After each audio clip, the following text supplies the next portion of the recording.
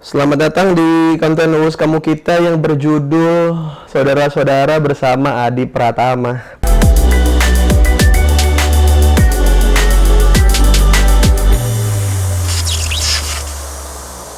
Jadi Adi Pratama ini adalah dia kemarin cabut dari pensiun ya dia. Pensiun dari perbasketan Indonesia profesional. Yoi. Gara-gara kena SP ya. Apa tuh? Si Pencot.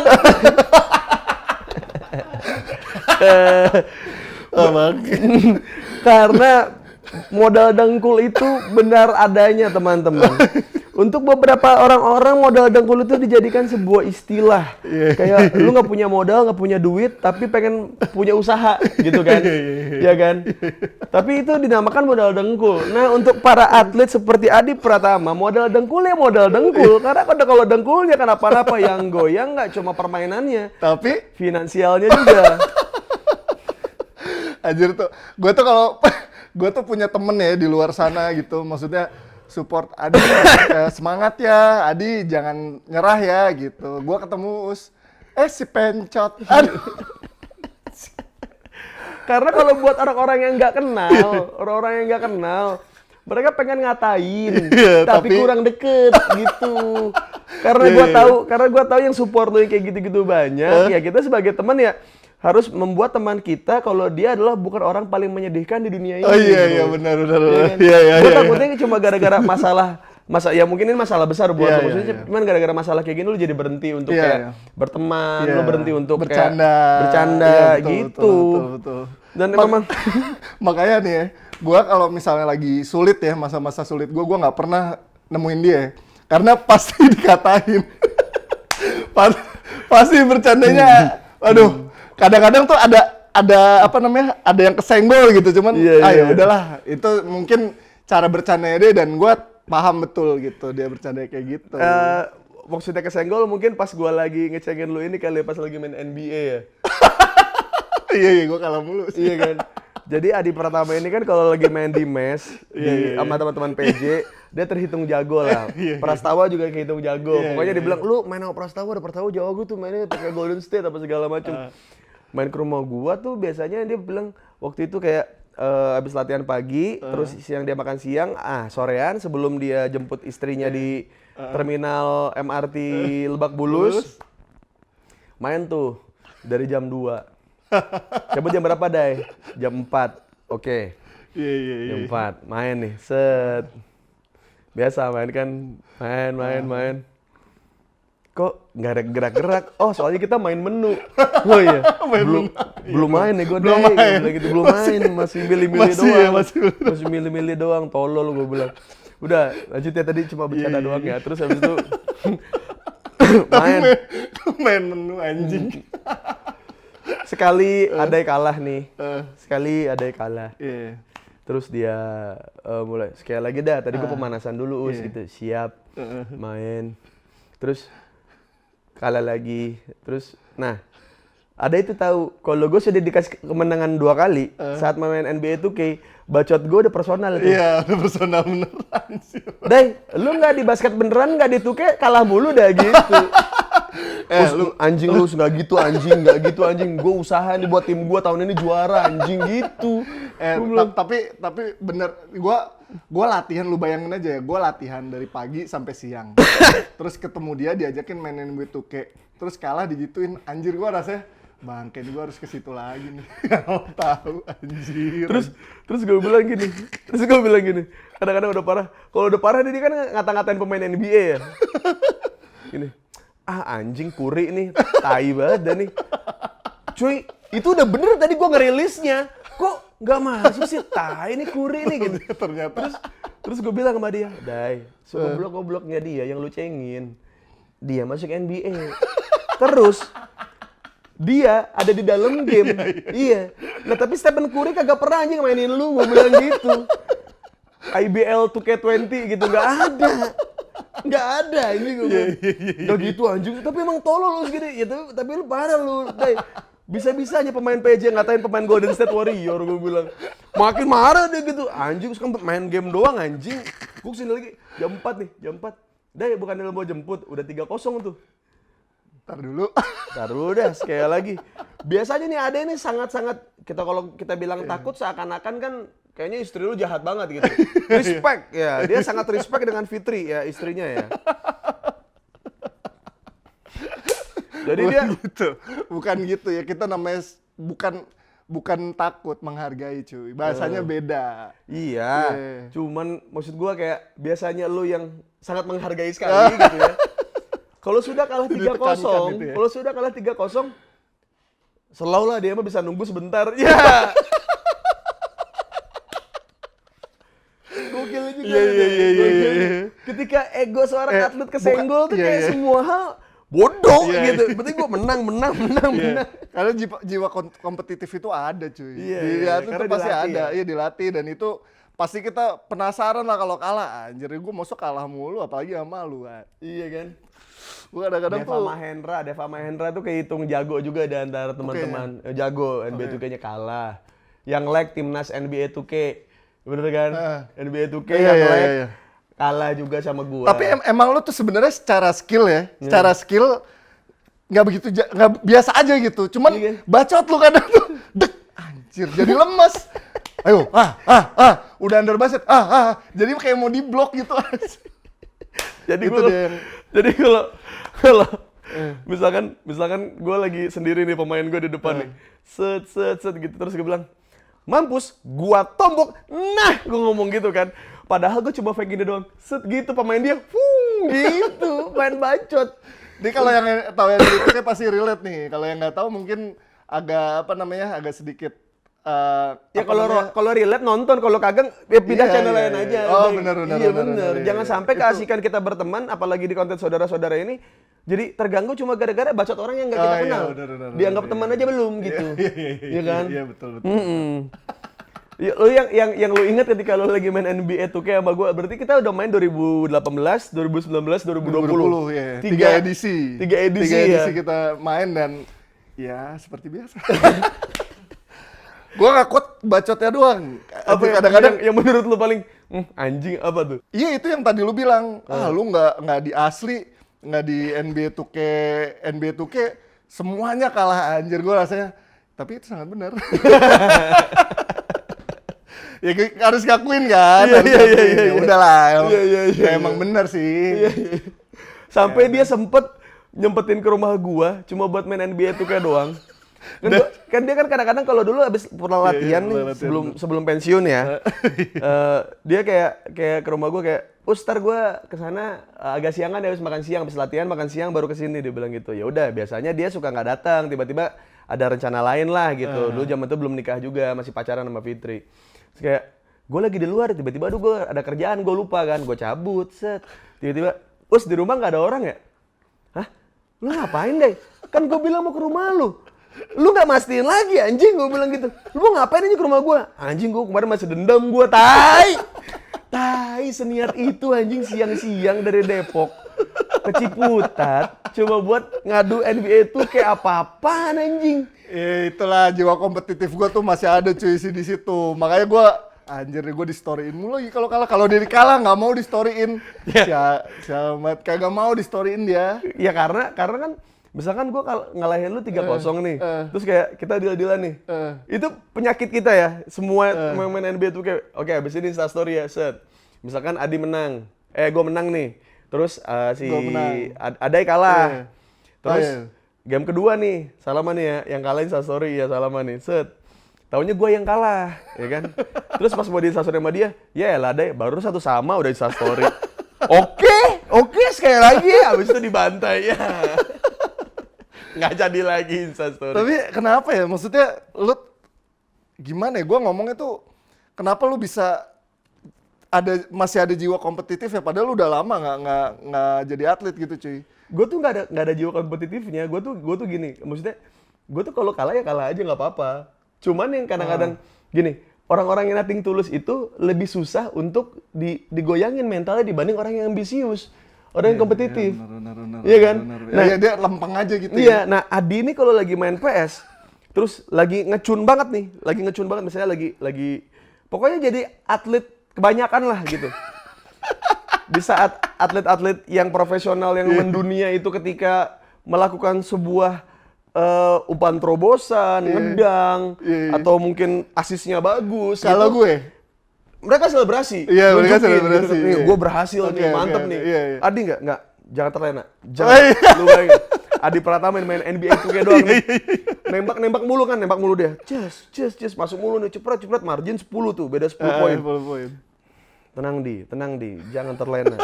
jangan terlena. Iya. Dari situ aja dia tuh menunjukkan kalau tingkat pertahanan dia rapuh.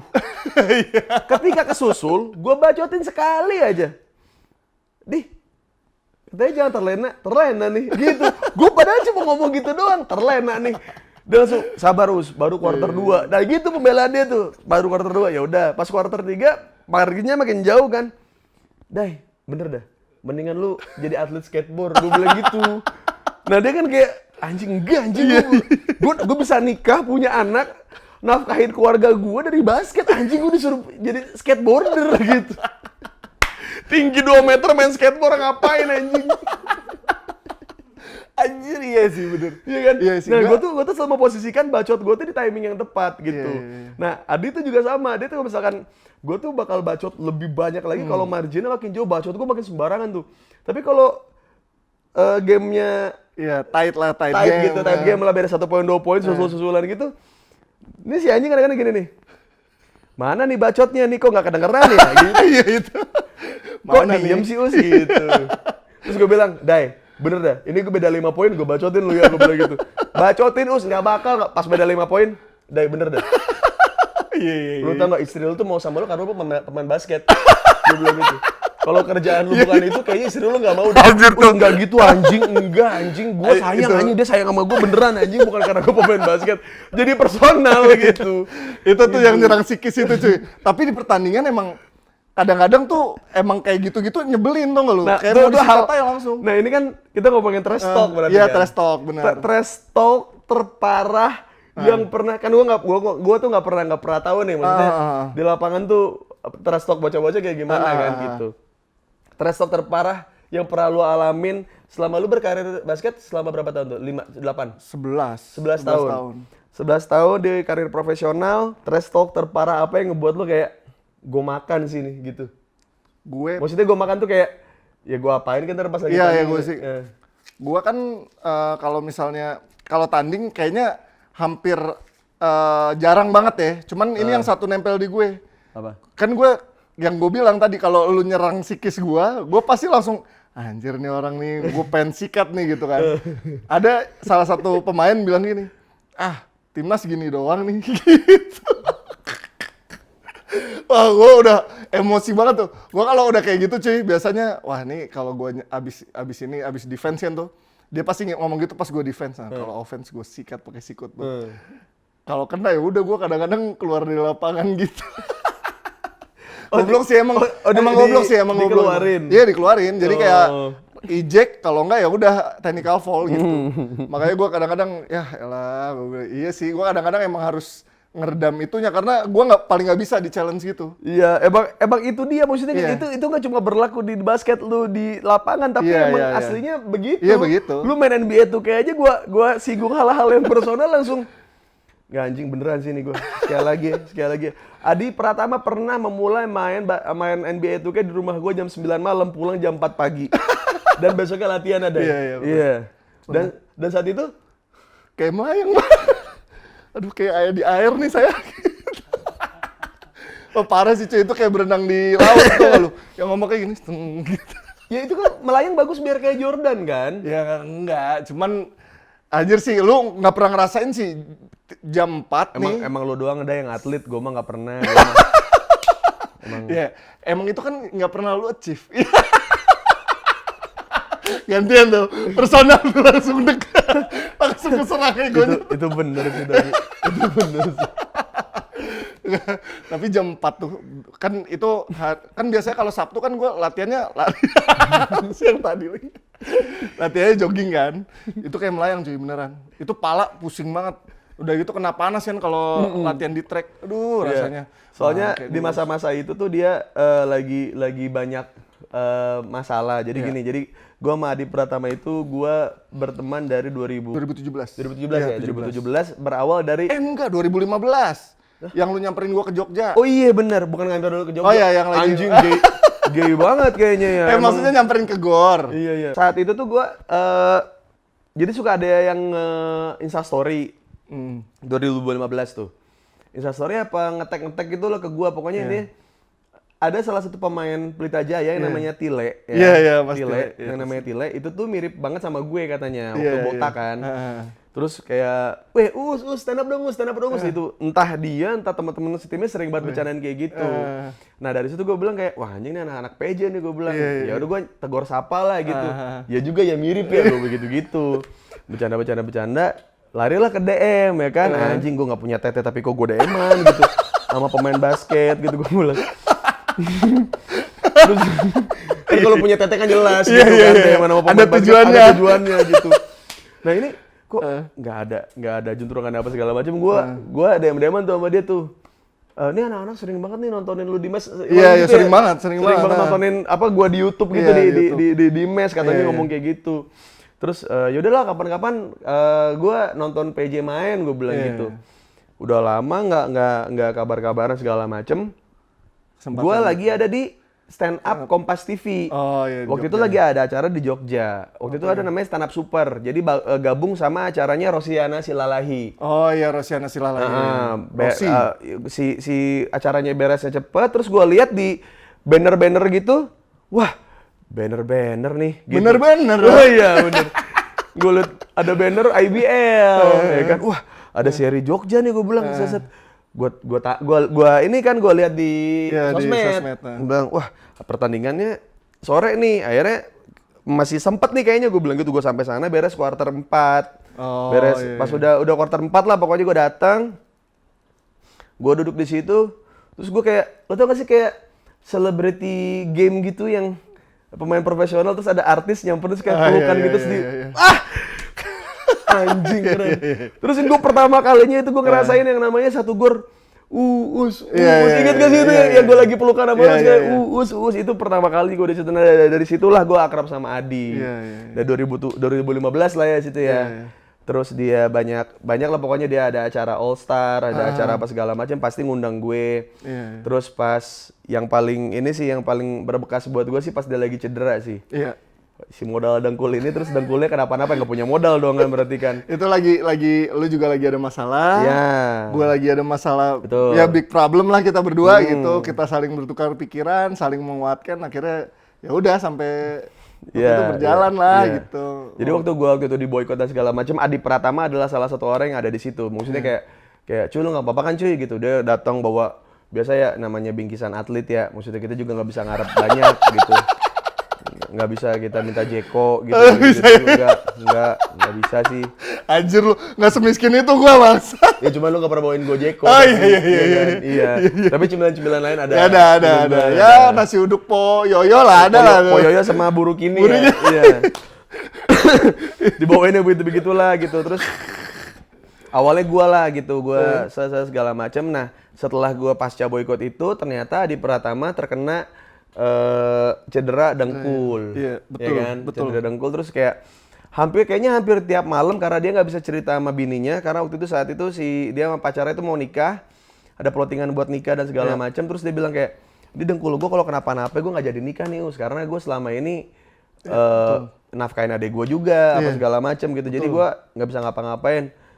Gue bilang kayak udahlah minum dulu aja gitu. Jadi iya, jadi saat itu mungkin saat itu adalah momen terbandelnya Adi mungkin. Iya. Iya. Dan gue saat itu nggak bisa apa-apa karena menurut gue salah satu cara untuk dia bisa bercerita dan seenggaknya gitu dia bisa ketawa-ketawa bareng ya udah kita minum-minum aja lah gitu kayak udah nggak bisa ngapa-ngapain lagi lu. Dilarang ini, dilarang itu, makan ini nggak boleh, latihan ini nggak boleh, apa segala macam banyak larangan sampai dia sendiri depresi gitu. Dan Adi tuh tipikal orang yang nggak bisa nge-keep masalah tuh kayak terlalu lama dia nggak bisa, dia pasti harus cerita ke 1-2 orang pasti harus dia. Betul. Adi tuh kayak gitu. Jadi Nah salah satu orang yang dipercaya sama dia saat itu untuk kayak cerita dan jangan ada Insta story ya, bener dah nih gua udah lagi cedera, gua begini lagi dulu gitu. Gua bilang nggak apa-apa deh, udah kalau lu ngerasa cukup, gua juga nggak bakal ngejebak lu di rumah gua. Maksud gua kayak ketika lu udah siap lagi buat fisioterapi lagi, lu udah siap lagi buat ini segala macem, ya silakan aja. Nah abis itulah gua udah lama nggak ketemu sama Adi setelah itu. Kayak ada setahun kali dia. Setahun lebih gua nggak ketemu sama dia. Lu waktu cedera itu tuh apa sih waktu itu cederanya? Gua cartilage jadi tulang rawan. Jadi antara dengkul ini kan tibia sama fibula tuh kan ada kayak pelindung biar dia nggak terlalu impekannya nggak terlalu kenceng gitu. Nah itu rusak tuh di tulang rawannya. Waktu itu diamplas gitulah.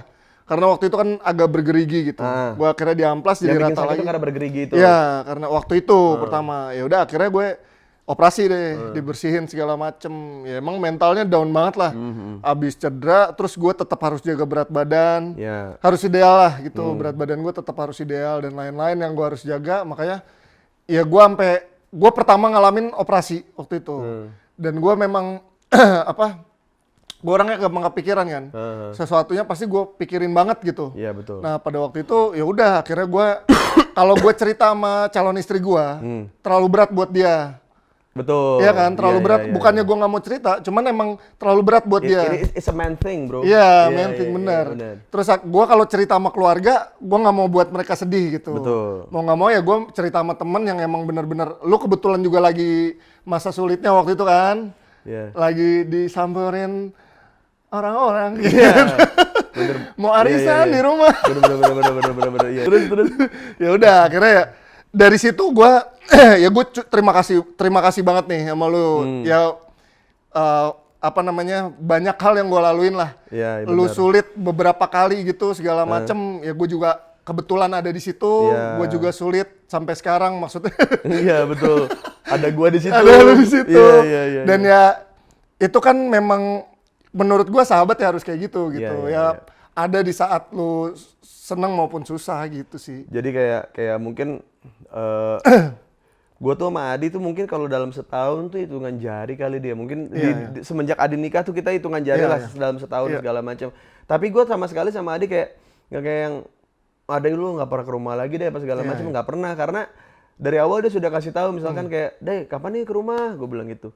"Kangen nih gue sama lu gitu. Gue lagi ada masalah ini. Gue coba buat selesaiin dulu. Nanti kalau udah kelar, gue pasti bakal ngasih tahu lu." Setahun baru datang ke rumah gue karena udah kelar masalahnya. Yang kadang-kadang gue tuh nggak pernah mau ngebales DM teman-teman yang mungkin punya masalah terus curhat sama gue terus kayak, "Bang, gue tuh dihadapkan dengan pilihan-pilihan hidup yang seperti ini gitu. Nah kira-kira gue harus milih yang mana ya? Kenapa gue tidak mau ngasih lu saran apa segala macam? Karena kalau misalkan nanti ternyata pilihan yang gue solusikan ke lu tidak cocok, lu bakal nyalahin gue. Terus misalnya cocok, nanti lu jadi bergantung sama gua. Jadi kalau ada jadi gua kayak dukun. Jadi kayak dukun, jadi lu jadi semua pilihan hidup lu jadi bergantung sama gua. Betul. Nah gua sama dia tuh kayak ya udah kalau udah lagi emang waktunya adalah 1 tahun gitu untuk menyelesaikan masalahnya dia, entah di pekerjaan dia, entah di rumah tangganya atau ada yang lain-lain ya biarin aja dia sendiri dulu aja gitu.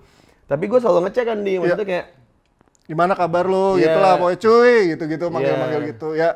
Memang nih ya kalau gue belajar ya maksudnya gue kan udah banyak ngalamin istilahnya pas gue mungkin dari umur gue 25 sampai sekarang gitu cuy, banyak masalah yang gue hadepin. Entah di kerjaan, entah di kehidupan segala macem. Tapi gue punya prinsip masalah nggak cuman kita doang kok yang punya gitu. Pasti orang lain punya dan mungkin kalau gue cerita sama lu beban lu nambah lagi. Lebih jauh gitu. Makanya gue nggak pernah mau kayak gitu. Nggak pernah mau bebanin temen soal apa yang gue rasain. Tapi pas gue udah fun aja, gue bisa ngobrol sama lu kan lebih enak gitu menurut gue. Iya itu dia maksudnya. Gitu sih. Kebanyakan dari kita kan disangkanya ketika ada temen yang nggak datang ketika kita lagi ada masalah, sangkanya nggak care kan. Iya betul. Ya mungkin kalau buat gua sih, kalau gua dan lingkungan gua alhamdulillahnya itu selalu care. Tapi karena kita tahu sering banget cerita, jadinya kayak anjing si Us lagi ada masalah begini sih. Gua juga nggak mau ngerepotin. Kadang-kadang gua juga seperti itu kayak gua ada masalah apa segala macam ya. Cerita nama Adi biar Adi makin pusing gitu. Maksud gua.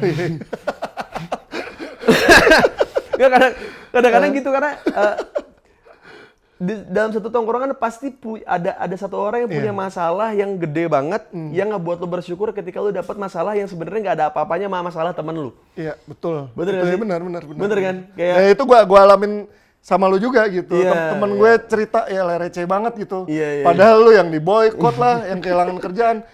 Gila cuy, lu kalau misalnya waktu itu nggak diboykot, lu udah jadi sultan sekarang. Yakin gue. Sultan Ciputat ya? Sultan Ciputat. Iya. Iya nggak sih?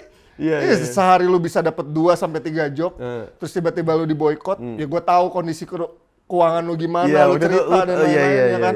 Iya. Gue sampai ya Allah anjir, apa yang bisa gue bantu gitu, karena kalau misalnya mungkin kalau misalnya duit gue nggak bisa bantu, cuman seenggaknya kalau lu cerita sama gue mungkin beban lu tuh sedikit berkurang gitu. Jadi mungkin kalau misalkan gue masih ada di TV, gue saat itu gue nggak diboykot ya, mungkin saat ini gue nggak ngobrol sama lu. Iya betul. Bener nggak? Bener. Karena lu nggak menjual. Karena lu nggak menjual. Bener kan? Iya. Bener gak sih? Iya. Bener. Pasti Adi Pratama berapa sih kalau gue ngobrol sama dia? Iya. Elah, sekarang mah nggak gitu saya mah. Iya. Saya mah nggak gitu. Untungnya maksudnya ya akhirnya kita dengan jalan kita masing-masing, lu tahu struggling gue dulu sesusah apa dulu kan, lu juga tahu lu ada di situ. Terus kayak buat teman-teman yang mungkin nggak tahu, karena kan kalau seorang atlet kan di mata masyarakat kan harus jadi contoh yang baik ya. Betul. Harus jadi nggak boleh ngerokok, nggak boleh tatoan. Kalau bule boleh. Pemain bule boleh dong, Iya, ya boleh, kan? boleh. Kalau pemain bule dia agak banyak gaya, rambutnya dipirang-pirangin, rambutnya diapa-apain, terus pakai tato banyak.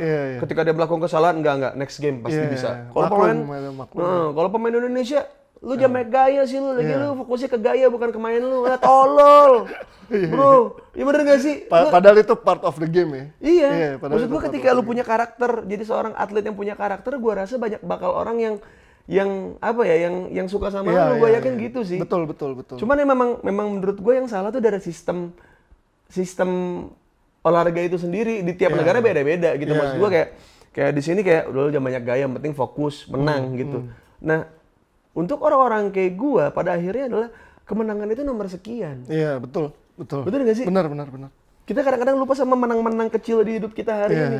Kayak misalkan gue dari jam 6 pagi sampai jam 12 siang, gue gak ada masalah nih. Itu menang harusnya. Iya. Menang sekali. Santai-santai aja gitu, nonton TV, bisa kumpul sama keluarga, ya itu kemenangan ya. Terus kita sore-sore nih jam 4, teman kita ngajakin ngumpul atau kita harus ada meeting. Jam 4 sore Jakarta tuh pasti macet. Tahunya kita nggak dapat macet. Menang dong. Menang. Betul.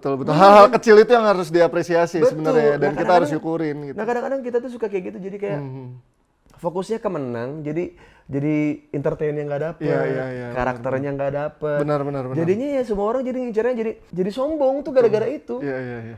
Karena itu yang diincar dari dulu tuh ya itu, jadi sekalinya dapat wah anjing gue menang nih anjing gitu. Bukan hal-hal kecil yang udah dia jalanin dan dia syukurin ya. Kemenangan itu ya. Benar sih.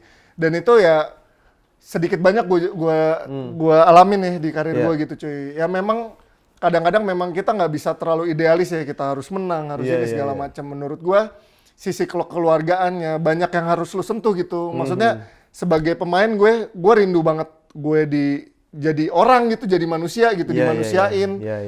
Ya udah deh lu apa namanya istilahnya bukan mesin pencetak skor. Iya gitu, maksudnya bukan wah si jago rebound, bukan gitu. Kadang-kadang dinamika basket kan cepet cuy. Kadang-kadang kita lagi bagus, ya bagus banget. Lagi jelek banget. Ya itu dialamin semua atlet gitu. Dan itu seharusnya udah mulai harus dimaklumi lah gitu. Maksudnya bukan dimaklumi dalam arti ya udah emang sewajarnya, enggak, tapi didukung gitu kalau lagi jatuh gitu. Bukannya ya lu diinjak-injak segala macam. Ya itu yang memang gue sedikit banyak mengalami di karir gue sih sebenarnya gitu. Tapi itu ya udah wajar lah, itu memang di industri olahraga memang seperti itu gitu. Ya kalau kita lihat pemain-pemain bulenya kayaknya hampir tiap malam party gitu. Iya kan? Sedangkan anak-anak barunya kayaknya digaji juga nggak seberapa gitu. Maksud gue kayak dari situ pun gue ngerasa kalau kenapa ya sampai sekarang Indonesia mah ramahnya sama bule doang. Ini alasan pembenaran kontol yang paling gue benci nih. Kita mah genetika Asia nggak bakal bisa ngalahin genetika Eropa atau Afrika atau apa segala macam. Lu lihat ada di Asia, tingkat Asia ya Jeremy Lin main di NBA. Maksud gue itu udah nggak punya alasan asal lu investasi ke badan lu. Lu investasi dengan support yang menunjang gitu buat nggak cuma dari latihan aja yang keras tapi juga recovery tubuhnya juga dijagain. Itu penting. Itu penting kan? Iya. Masalahnya kita cuma ngelihat kayak kerja keras lu mana? Hey, tunggu dulu. Kerja keras lu itu kalau lu tidak diselingi dengan hal-hal yang menyembuhkan, entah luka otot lu, jiwa lu, psikologis lu, otak lu, segala macam, ya lu juga nggak bakal bisa fresh di lapang gitu. Iya.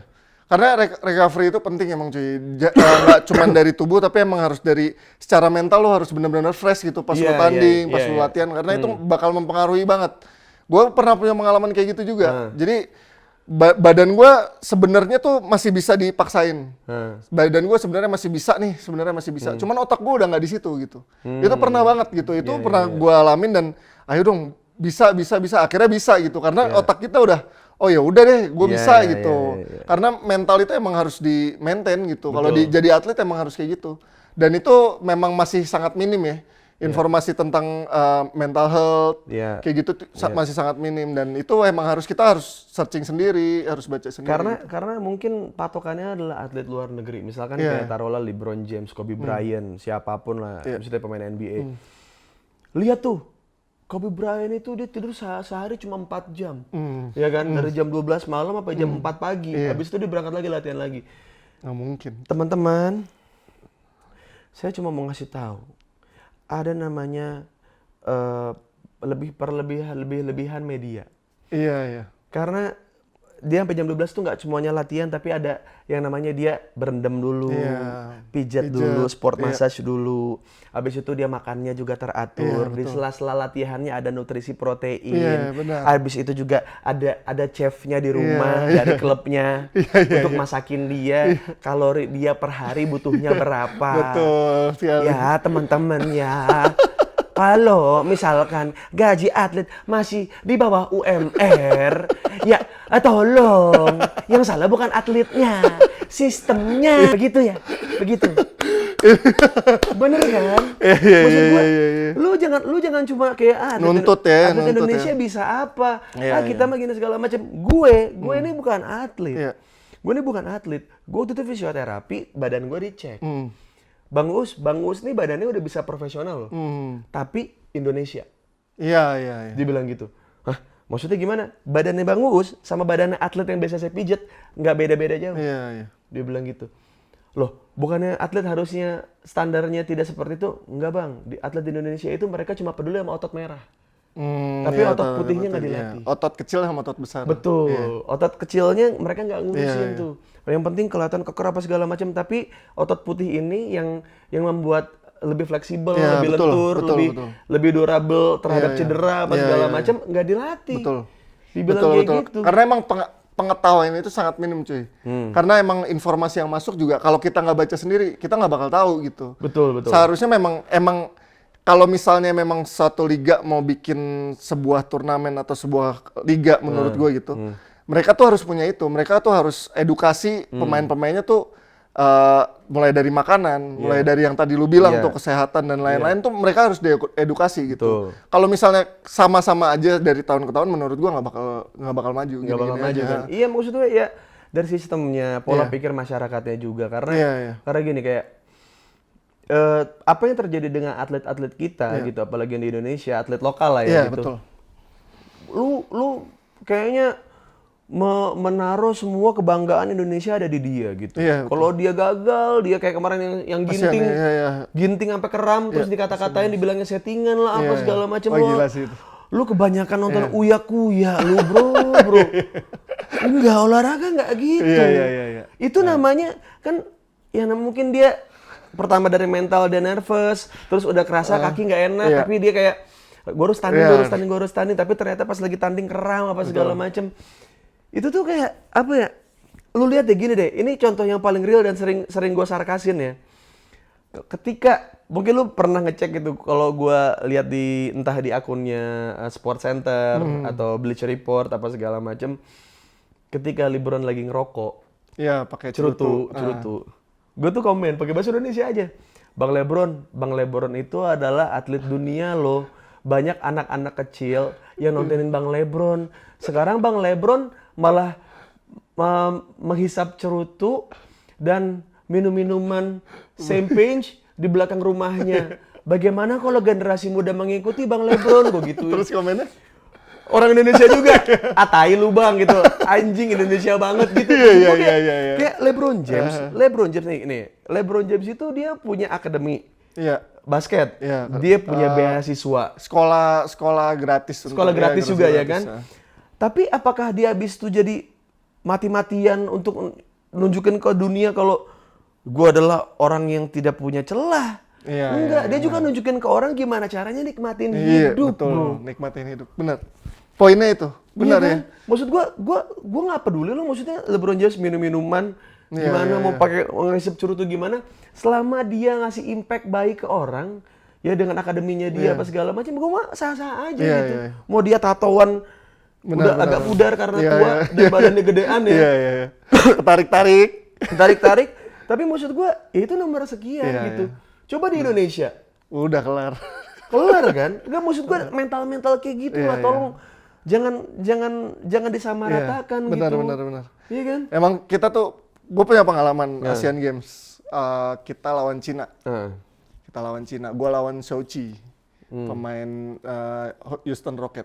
Jangan sok Sochi deh lu. Sochi. Iya. Tadi bener nama panjangnya gitu. Jangan sok Sochi gitu. Beneran namanya itu. Iya. Gua gak punya lagi. Gak usah. Gak usah, Dai. Bener. Bakat lo coba di basket bener deh. Dan itu tuh yang sering diomongin. Cuy, gue mau coba dong bikin materi. Dai, jangan. Lu tuh harus sadar, bakat lu tuh di basket. Itu ada yang kesenggol itu, cuy. Kurang. Pas dia pensiun, ya Dai, lu gak punya apa-apa lagi dong. Kalah kan? Ya. Karena itu kan pertandingan yang menurut kalau dibilang tuh kalau misalnya karena kita tuan rumah itu big match lah gitu. Ya. Ada orang yang nge-DM gue, Bang, lu goblok banget sih, lawan kayak gitu aja, kurus segala macem, lu kok kalah gitu. Padahal lu di Indonesia paling dominan. Kadang-kadang gue astagfirullahaladzim, ya Allah, harus sabar apa gimana ya. Tapi gue nggak bales. Iya, maksudnya dari situ aja kalau mereka kurang paham, maksudnya kayak mungkin lu lihat Kevin Durant kurang kurus apa, bro? Reggie Miller kurang kurus apa? Bener nggak sih? Stephen Curry sebelum dia MVP dan segala macam sekurus apa lu lihat? Main basket nggak cuma itu, bro. Benar. Iya kan? Karena itu yang dibilang tadi, mereka udah banyak edukasinya mungkin, mereka dari kecil emang udah bermain basket segala macem, dan itu kan faktor-faktor yang nggak terlihat gitu kan. Betul. Dan di Indonesia tuh sebenarnya belum ada kayak gitu edukasi tentang cedera lah apa segala macam. Kita harus cari tahu sendiri, harus ngalamin dulu bahkan gitu loh. Ya lu lihat aja sekarang gini, banyak lu kalau sore-sore lu lihat daerah Ciledug gitu, daerah Blok M atau di daerah-daerah rural-rural yang lain lah gitu ya. Anda pasti sering melihat banyak atlet-atlet sekolah, atlet-atlet mungkin ya pemain klub gitu ya, basket atau futsal atau apa segala macam, naik motor Beat, naik motor Matic, pakai celana bekas latihan dia, pakai helm sama jaket Porda. Yang belakangnya Jawa Barat gitu DKI Jakarta. Dari situ aja edukasinya belum sampai. Kalau angin yang masuk itu bakal jadi pengapuran di dengkul. Itu aja mereka belum nyampe. Gue ngelakuin lagi itu dulu. Iya kan? Gue juga ngelakuin. Gue kayak karena di saat itu kita cuma tahu hard working. Iya, betul. Kita cuma tahu kayak work hard tapi tidak work smart. Iya, betul. Gitu. Betul. Teman-teman gua nih yang latihannya mungkin tidak sebaik gua, tapi mungkin karena mereka juga orang yang pemalas, tapi di sisi lain pemalas ini punya sisi positif, yaitu adalah recovery mereka baik, lebih bagus gitu. Jadi badan mereka malah lebih kuat dibanding kita yang latihan. Iya, gila-gilaan karena karir mereka panjang jadinya. Iya, karir mereka lebih panjang. Prastawa stretching aja nggak bisa kan? Prastawa anjing kamu ya. Aku dulu waktu zaman aku SMA Prastawa ya, aku sudah bisa melipat tubuhku seperti kayak pemanasan seperti ini, kok tidak berasa ya gitu. Anda orang paling jago dulu SMA 3 Setiabudi ternyata tidak bisa pemanasan, goblok. dunia mau jadi apa coba, bener nggak? Prastawa kalau stretching set abis itu nembak cepret. Emang dasar jago. Gua latihan dulu pas SMA bisa 3 sampai 4 kali sehari. Dan waktu itu kan karena gue sekolahnya bisa dispen, karena gue udah masuk tim profesional, gue latihan bisa 3 pagi gue latihan track. Jam 7 sampai jam 9. Jam 9 Kalau sampai jam track 1 kalau nggak salah lagunya Glenn Fredly yang kisah itu bukan. Track. Track tuh lari di lapangan, lapangan outdoor. Gue kira yang Petri zaman dulu tuh, dong. yang belum dinamain nama abangnya. Track kan lu yang biasa praktekin tuh. Itu apa tuh? Tirek. Tirek. Sorry, maaf saudara-saudara. Track mah dengkulu. Apa tuh? Track. Cedera. Anjir. Terus. Iya lah. Latihan bisa jam 7 sampai jam 9 pagi kan. Jam 9 sampai jam 12. Ya. Habis itu gue latihan lagi jam 3 sampai jam 5. Tuh. Habis itu gue latihan popnas jam 7 sampai jam 9. Itu gue lakuin seminggu 3 kali. Dan Ya itu emang relate sama yang lu bilang tadi. Benar. Dan kita nggak ada edukasi, balik lagi. Iya. Itu dia maksudnya kayak kenapa kayak dulu gue hampir di semua gor yang pernah gue datengin termasuk hall A, hall C, lapangan ABC, semua gue bisa nembok gue di situ. Sekarang dengkul gue tuh kayak bad knee gitu, tau gak lu? Iya. Kayak beberapa sudut tuh kayak ini sakit, ini enggak Ya, sama, gitu. Kayak gitu kan? sama. Iya, itu bad knee. Jadi karena mungkin dulunya terlalu forsir kali ya. Iya. Maksudnya teman-teman gue semua atlet-atlet yang ya latihan pada umumnya, umur karir mereka dalam tubuh mereka lebih panjang dibanding kita yang hardworking. Jadi katanya kan hard work beat talent. Kalau kamu di NBA. Karena basicnya work hard tuh tiap orang beda-beda, bener nggak sih? Definisinya beda-beda. Tapi yang harus kalian pahami adalah ini nggak cuma atlet, tapi semua pekerjaan lu. Lu harus tahu misalkan kayak kapan lu ngerasa lu dimanfaatin sama orang. Kalau kerja keras lu kayak misalkan lu terlalu kerja keras di kantor, jadi misalkan ada teman lu yang laporannya belum selesai apa segala macam, lu kan niat banget nih kerja di sini, kerjanya laporan gue juga dong. Lu jadi taken for granted, lu bakal diremehin sama orang. Jadi mendingan lu lakuin yang lu lakuin maksimal aja, nggak usah menjilat dengan kerja keras itu, karena takutnya lu kalau udah kecewa nggak ada yang bisa lagi bangunin lu gitu. Kecuali lu udah ambil resiko semuanya. Kalau lu mau menjilat alam semesta ini dengan kerja keras lu, terus akhirnya lu sudah siap ketika lu nggak dapet apa yang lu mau, lu kecewa dan segala macam, lu bisa bangkit sendiri, it's okay. It's okay. Karena setiap orang beda-beda. Dan hal yang paling membuat gua iba dari seorang Adi Pratama ya. Anjir, jangan iba dong. Lu tuh bahasanya tuh kayak gue dikasianin banget sama lu. Kasihan bro. Kagak lah. Gue biasanya sekarang santai-santai aja buktinya. Istri lo juga belum tahu ini ya? Apa? Yang lu jual tas palsu. Itu kan dulu anjir. Iya, maksudnya dulu. Ya tapi itu dulu lah. Jadi itu bagian dari hidup gue. Jadi suatu hari. Kan gue punya tas Supreme warna merah tuh. Gue punya tas Supreme warna merah. Terus lu beli tas gitu berapa? Nggak berapa ya? 2 juta kali deh, gue bilang gitu. Oh, mahal banget. Beli aja deh sama gue, dia bilang gitu. Beli sama lu dagang Supreme juga, deh. Ada gue, dia bilang gitu. Terus gue lihat lah, ya kan. Ini tuh udah bukan KW. Kalau KW tuh lu harus detail kayak, ini foto nih. Foto, lu harus kayak, oh ini enggak, ini KW, ini KW, ini gitu kan. Detail banget. Iya, detail baru tahu itu KW tuh. Ini tuh gue bilang tas palsu, karena pas dari iya gitu deh. Ini palsu anjing, gue bilang gitu. Itu yang gue bilang. Maksudnya ceritain, maksudnya ke orang-orang saat itu kenapa lu bisa sampai dari seorang atlet basket yang prestisius, yang pernah membela negara Indonesia.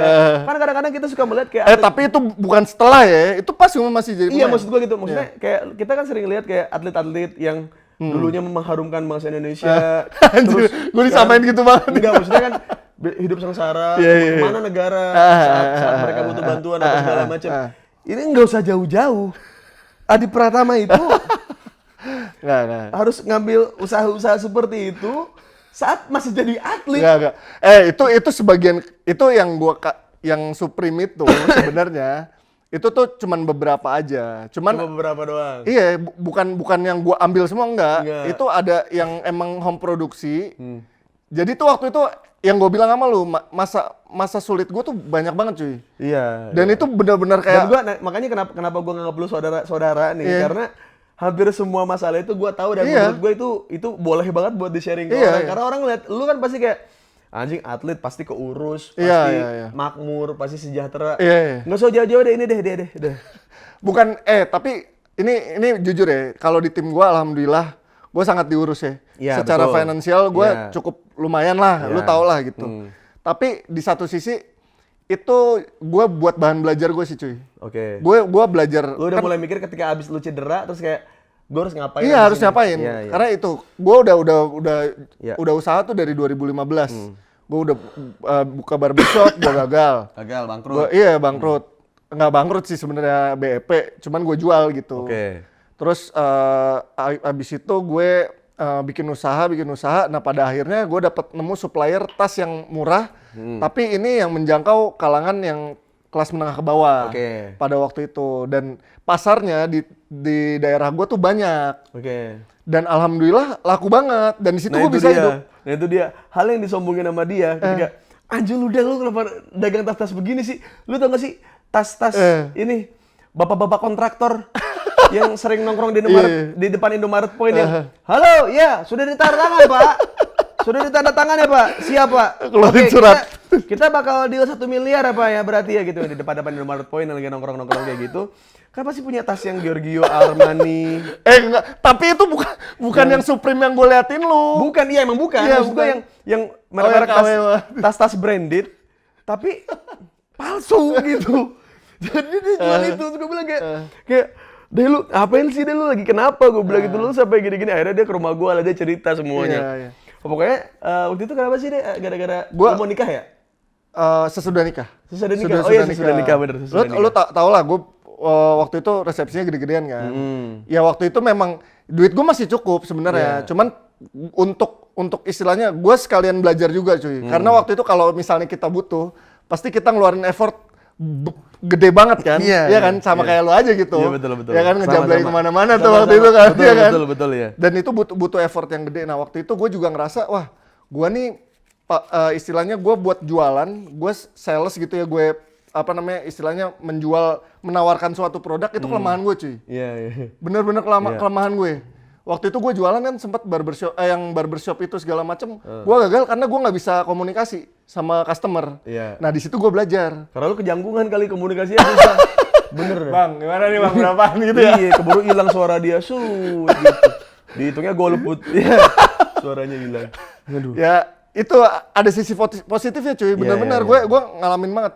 Oh berarti cara ngadepin orang kayak gini harus kayak gini gitu. Dan itu gue dapat semua pelajarannya di situ. Sama cuannya gue dapat gitu. Ya udah big deal dong menurut gue gitu. Dan waktu itu kebetulan emang gue butuh dana ekstra. Betul. Ya kan, apa salahnya sih gue jualan gitu. Cuman salahnya kan menurut lo kenapa barang KW gitu kan? Bukan Adi, barang KW, bedain barang KW sama barang palsu anjing. Ngerti gak lo? Iya. Tulisan Supreme lu aja tuh apa ya, kan Supreme kan luas gitu kan, Supreme gitu kan, di bordirannya gitu kan, di sablonnya tuh di ini selempangnya itu kayak Supreme gitu, kayak pengen nunjukin ke orang, gua asli di Supreme gitu. Salah banget gua nggak ngasih. Tapi ini lucu banget sih, gua kadang tuh memang anjing banget tuh, gua kadang tuh kesel yang kayak gini-gini nih, kayak yang kemarin-kemarin tuh gua kesel banget tuh gue. Dai, jualan barang palsu. Gue kadang-kadang ya Allah, harus ekstra sabar emang temenan sama dia ini. Bener-bener. Sialan itu. Tapi itu pembelaannya gitu doang. Cuy, asal lo tahu cuy, waktu CFD rame. Tapi beneran. Gue bawa 2 karung, abis ada-ada aja dia bilang gitu. Ya bagus sih Dai, tapi palsu gituin aja. Tapi ya itu jadi bahan belajar gue sekarang. Gue kan istilahnya pas gue udah pensiun gini, gue kerja, terus gue harus muter otak lagi kan. Gimana caranya biar tetap ada istilahnya pemasukan gue banyak gitu, biar gue juga sambil belajar ya itu ilmu itu gue terapin sekarang gitu. Betul, ya. Jadi ya udah itu benar-benar jadi ini gue, jadi apa namanya? Jadi buat pelajaran gue. mungkin teman-teman yang pernah beli tasnya ada ya waktu di CFD. CFD Senayan ya? Bukan. Di mana sih? Depok ya, DDC. ya. Yang pernah beli nih penjualnya ini dia adalah orang yang baru pensiun. Kalau dia jual tas palsu lagi, lu beli. Tapi lu bilang sama dia, "Gua tahu Bang ini barang palsu, tapi gua support" gitu. Lu bilang ke dia gitu. Ini makanya gue mau jadiin bahan stand up comedy, boleh gak sih? Oke deh. Ini kan lu udah pensiun kan? Udah pensiun kan? Misalkan kesempatan jadi aktor nih. Iya, aktor ya. Jadi aktor. Set nih ya kan, set, oke. Lu acting, lu lagi seneng banget kalau lu jual tas asli. Yeah. Gue gak pernah sih jualan tas asli, jadi gak ngerasain seneng. Kan namanya aktor anjing. Kan namanya aktor berarti lu harus Gak bisa gue. harus mencoba. Nih biar lu tahu sendiri, lu nilai sendiri kalau emang bakatnya Adi Pratama cuma basket nih. Yuk, seneng lu jual tas asli terus laku tas asli lu. Ini kameranya gini nih. Wah gila.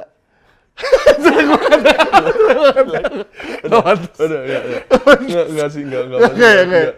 Anjing. Coba lu jual tas asli, lu baru mulai, baru kemarin lu jual tas asli, ludes hari ini. Semuanya habis Tanpa teks nih, tanpa teks. tanpa teks.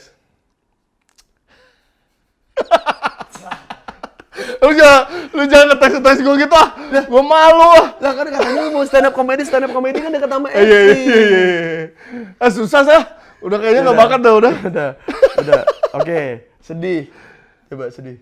Gak bisa, gue sedih serius. Ya waktu lu cedera aja. Itu gue nggak sedih anjir. Sedih lu anjing. Nggak, muka gue nggak bisa sedih. Ya gue ketawa terus gue. Lu emang gak bisa sedih, tapi jidat lu pendek dibanding dagu lu. Lu kan udah kerja kantoran, tapi kan kerja kantoran juga kan masih bisa ngambil side job lain. Iya. Mungkin ada TVC, basket, Iya, apa segala iya. macam. Sekarang lu dapat produk asuransi. Ceritanya lu cedera lutut, tapi lu masih pengen main basket. Ini iklannya dari Allianz lah, soalnya kan gua di situ juga. Oke. Ya. Oh, built-in.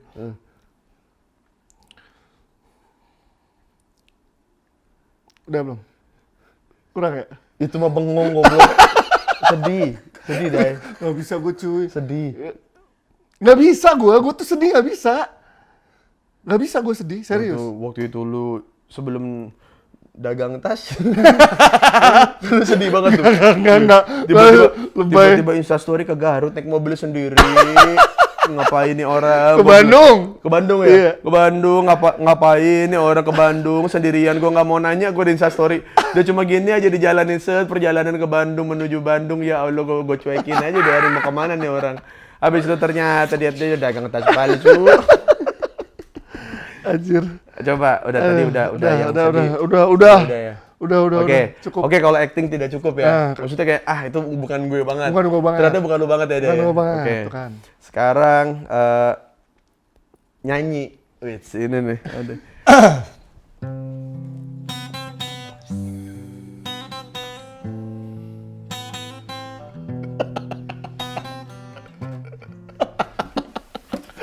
Gak bisa gue. Nyanyi, bro. Gitarnya udah deg-degan gue anjir. Belum nyanyi, bro. Gak bisa Gue gue kan pengen ngebuktiin ke orang-orang, ya kan. Ntar orang bilangnya gue yang gak support teman gitu. Sekarang valid kan kenapa gue bilang kayak bakat dia cuma basket. Pas dia pensiun gue bilang dia gak punya apa-apa lagi udah. Selain kerja keras dan baim.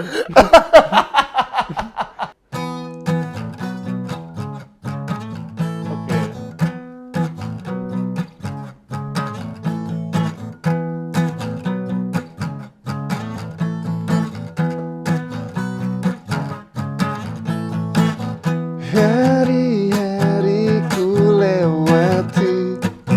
Enak kan? Hanya sendiri tanpa kekasih, tapi tetap ku nikmati indahnya hari. Ini kalau juri The Voice sih gue di Gimana Long? Bagus kan Long? Juri The Voice sih gue gak mau balik, bener dah. Gini aja gue udah, nonton penonton, bener. Kalau gue jadi juri The Voice, enggak sih gue. Anjir. Stand up comedy. Aduh gak bisa, cuy jangan cuy. Lu udah master ya, gue nggak enak gue. Berarti lu nggak boleh punya pembelaan lagi kalau selama ini gue yang menghambat karir lu berkarya di tempat lain di. Gue tuh bukan ngehalangin, gue tuh ngejagain. Gue tuh ngejagain lu. Biar gue aja yang tahu. Kalau lu nggak bisa semua itu kan sekarang semua jadi tahu. Terus gue mau sebelum ini beres obrolan gue mau free throw dulu. Gimana tuh?